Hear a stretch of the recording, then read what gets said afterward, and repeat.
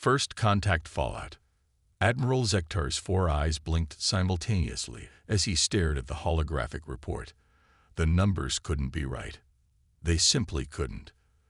The Viridian Empire had conquered 17 star systems in the last century alone. Their technological superiority was unquestioned across 3 spiral arms of the galaxy.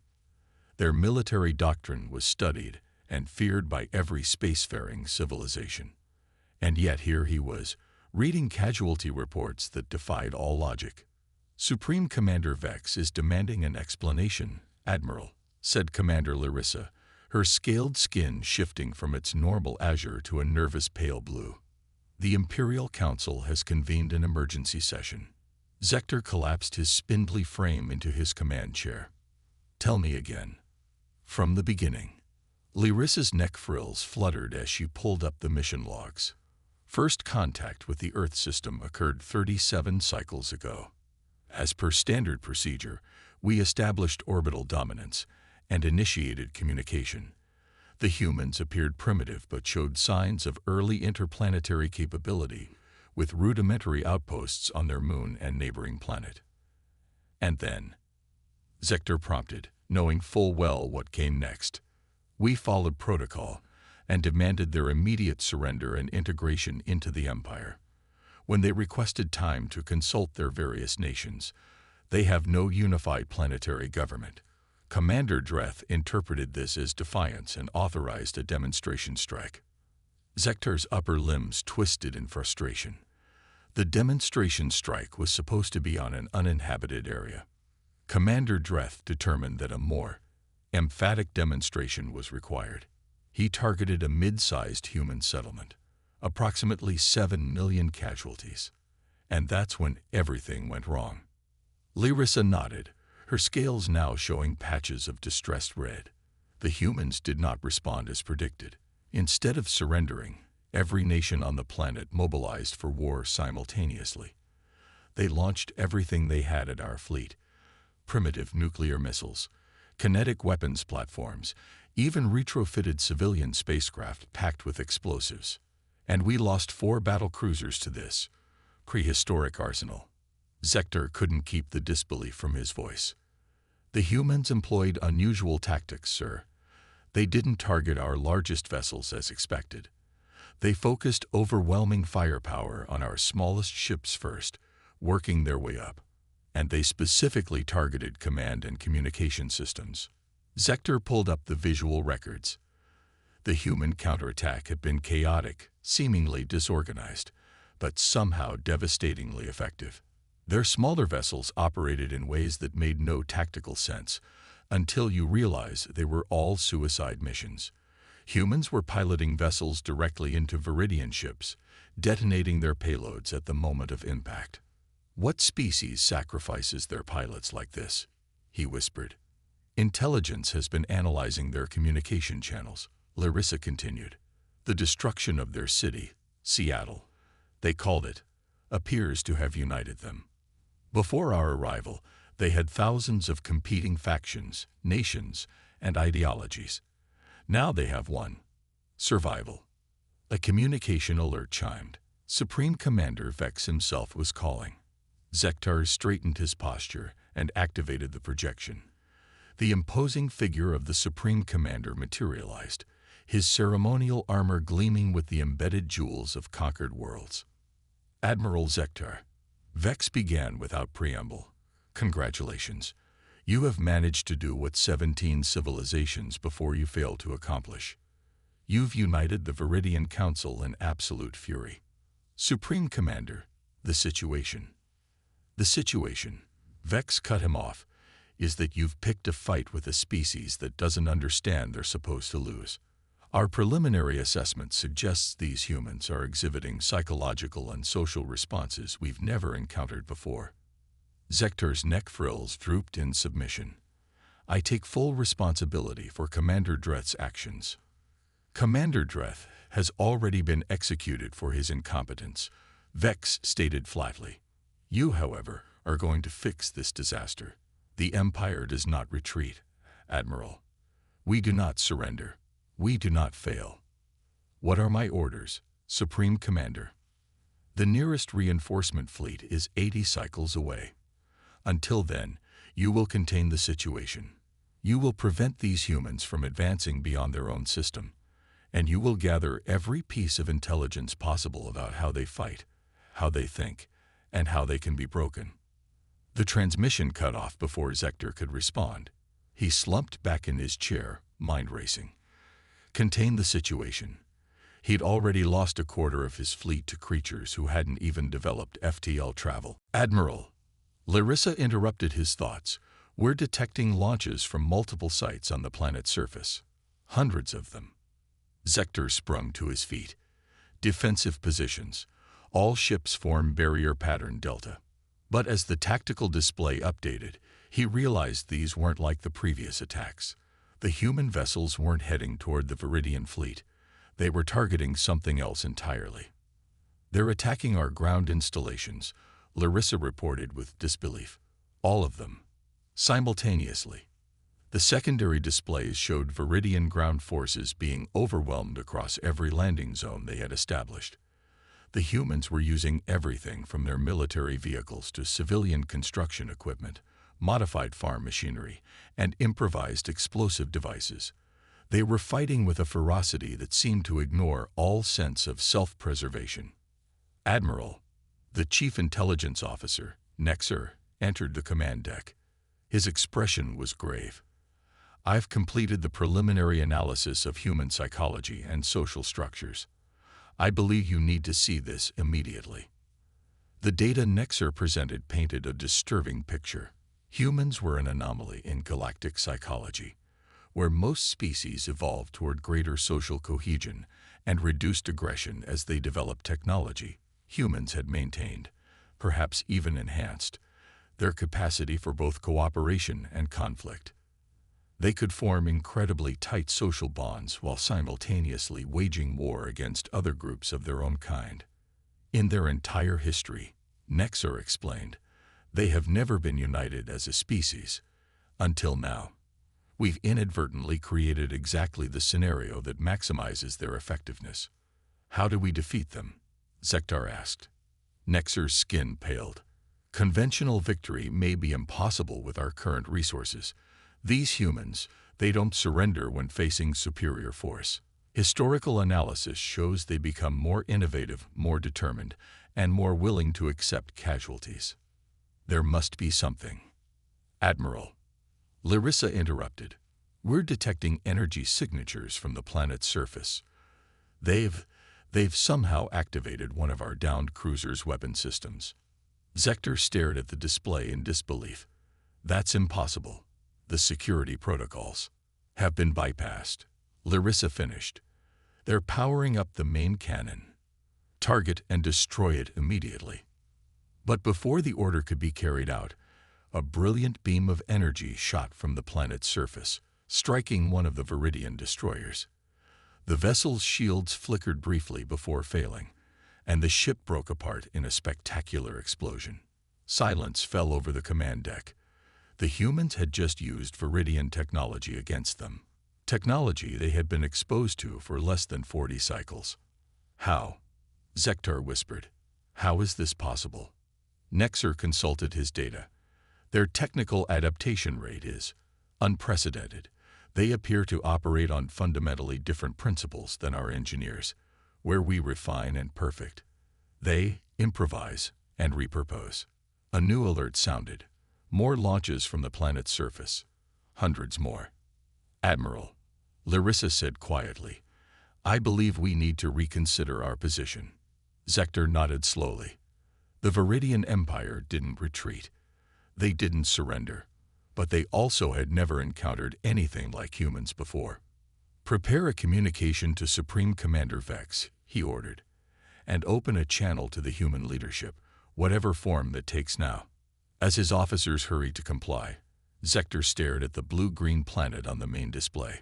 Such an unremarkable world in such an unremarkable system. Who could have predicted that it would harbor the most dangerous species the Empire had ever encountered? He had 80 cycles until reinforcements arrived. 80 cycles to find a solution to the human problem before the full might of the Viridian Empire arrived, and made a terrible situation catastrophically worse.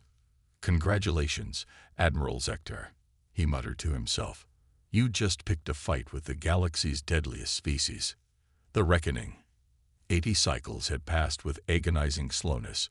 What remained of Admiral Zector's once proud fleet now huddled in the shadow of Mars, the fourth planet in this cursed system.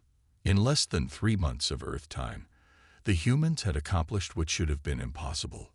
"The reinforcement fleet has arrived, Admiral," announced Larissa, her once vibrant scales now permanently dulled by stress. "Grand Admiral Krell is requesting your immediate presence aboard the Dominion." Zector nodded grimly. He had expected to be relieved of command, possibly executed, upon the arrival of the reinforcements. His failure to contain the human threat was unprecedented in Viridian military history. The shuttle ride to the Dominion was silent. Zector spent it reviewing the intelligence reports one final time, searching for anything that might save not just his career but his civilization. Because he had come to a disturbing conclusion. If the Viridian Empire continued this war, they might well lose. Grand Admiral Krell was waiting in the command center, surrounded by holographic displays of the Earth and its defenses. Unlike the typical Viridian, whose skin displayed emotional states through color changes, Krell had cybernetically modified himself to maintain a constant, intimidating deep purple, his 6 eyes fixed on Zector as he entered. "Admiral." Krell's voice was unnervingly calm. "Explain to me how a pre-FTL civilization has managed to destroy 47% of your fleet, reclaim all occupied territory on their planet, and is now contesting our control of their orbital space, with ships cobbled together from our own wreckage." Zector stood at attention. "Grand Admiral, the humans are unlike any species we have encountered before. Their psychological profile, technological adaptation rate, and warfare doctrine exist outside our predictive models." "So I've been told," Krell replied. "Supreme Commander Vex is most displeased. The Imperial Council is divided on how to proceed. Some advocate for immediate planet-wide sterilization, others for a full-scale invasion with our entire available forces. Both would be catastrophic mistakes," Zector said, abandoning protocol in his urgency. Krell's eyes narrowed. "Explain." "The humans are currently confined to this system, but they're learning at an exponential rate. They've already partially reverse-engineered our shield technology, weapon systems, and even rudimentary gravity manipulation. If we escalate to planetary sterilization and fail, which is possible given their rapidly improving defensive capabilities, we will have confirmed their worst fears about us and united them in perpetual war against the Empire. And a full-scale invasion would succeed initially," Zector acknowledged, "but at what cost? Intelligence estimates the humans would transition immediately to asymmetric warfare.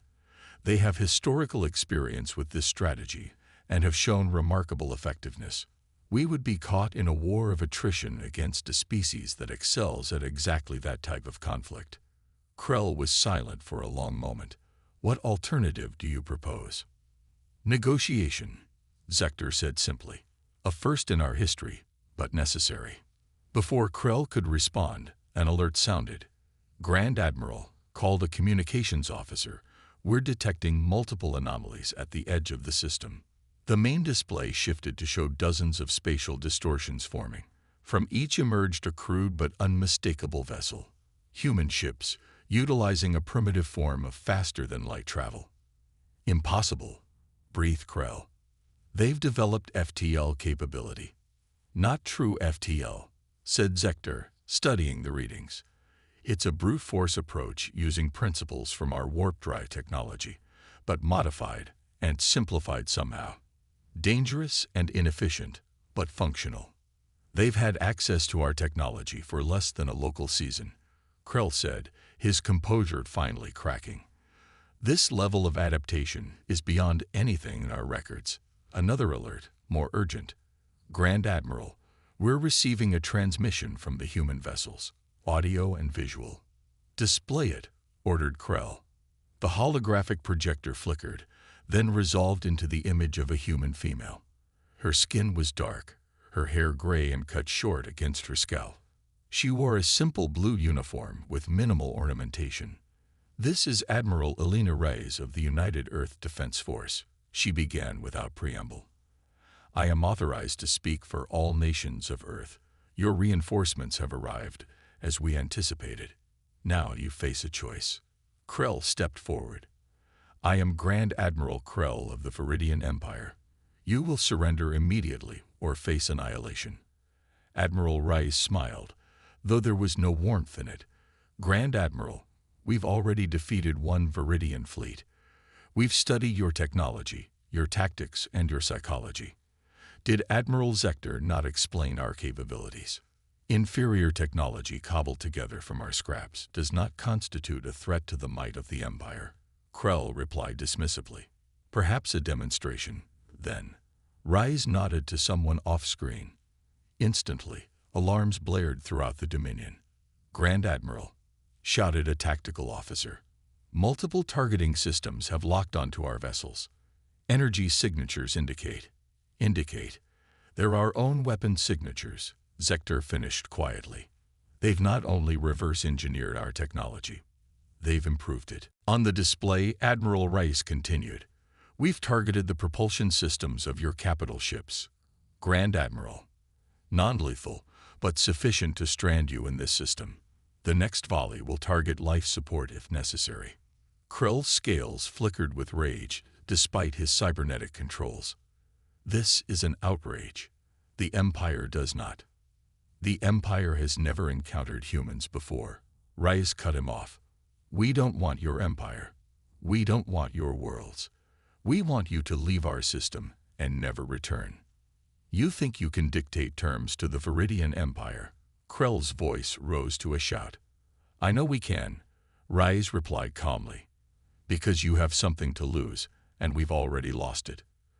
When you destroyed Seattle, you taught us what the Viridian Empire truly is. We will not submit to genocide. We will not become another jewel in your conquest collection." Zector stepped forward. "Admiral Reyes, if I may, I studied your people these past cycles. You value life, despite your willingness to sacrifice for your collective survival. This conflict can only end in massive casualties on both sides." "What do you propose, Admiral Zector?" Reyes asked, her expression softening slightly. "A true negotiation, not surrender on either side. Establish boundaries, protocols for limited cultural and technological exchange. A relationship unlike any in our history, but perhaps necessary for both our species." Grand Admiral Krell turned to Zector, his 6 eyes wide with shock. "You would suggest the Empire treat with primitives as equals." "I would suggest the Empire recognize reality, Grand Admiral," Zector replied. "The humans have achieved in months what other species haven't managed in centuries of conflict with us. They are not primitives. They are the most adaptable, innovative, and dangerous species we have ever encountered. And they are offering us a path that doesn't end in mutual destruction." On the display, Admiral Reyes watched the exchange with interest. "Your Admiral shows wisdom, Grand Admiral Krell. We don't want war. We didn't ask for this conflict. But make no mistake, we will fight to the last human if necessary." Krell was silent, his tactical mind clearly processing the implications. Finally, he spoke. "The Empire has standing protocols for handling exceptional threats. I will convene a strategic assessment council. Until then, I propose a temporary cessation of hostilities." "Agreed," said Reyes. "You have 48 hours, 2 of our Earth days. Then we will require your decision." The transmission ended. Krell turned to Zector. "You believe they can truly threaten the Empire?" "I believe they already have," Zector replied. "Grand Admiral, in all our history, we have conquered through superior technology and military doctrine. The humans nullify both advantages. They learn, adapt, and overcome at rates we cannot match. And more importantly, they unify in the face of external threat in ways we've never seen in any species, including our own," Krell admitted reluctantly. "The Viridian Empire, for all its military might, was riddled with internal political divisions. "Very well, Admiral. You will prepare a complete strategic assessment for the Council. Include all options, including your negotiation proposal." 2 Earth days later, Admiral Zector found himself in a position no Viridian had ever occupied before, seated across from humans in a true diplomatic negotiation. The location was symbolic, a station hastily constructed in Earth orbit using both Viridian and human technology. Admiral Rice led the human delegation, accompanied by representatives from various Earth nations. Grand Admiral Krell had reluctantly authorized Zector to lead the Viridian team. "Let me be clear," Rice began. "This negotiation is not an acknowledgement of Viridian superiority. It is a recognition that continued conflict serves neither of our interests." "The Empire concurs," Zector replied, carefully using the diplomatic phrasing Krell had approved. "We propose the following terms. Earth and its system remain sovereign territory. A buffer zone of 5 light-years in all directions will be established, with protocols for authorized transit. Limited technological and cultural exchange will be permitted under supervised conditions." The human representatives exchanged glances. "And what does the Empire gain from this arrangement?" asked one of them, a male with pale skin and silver hair.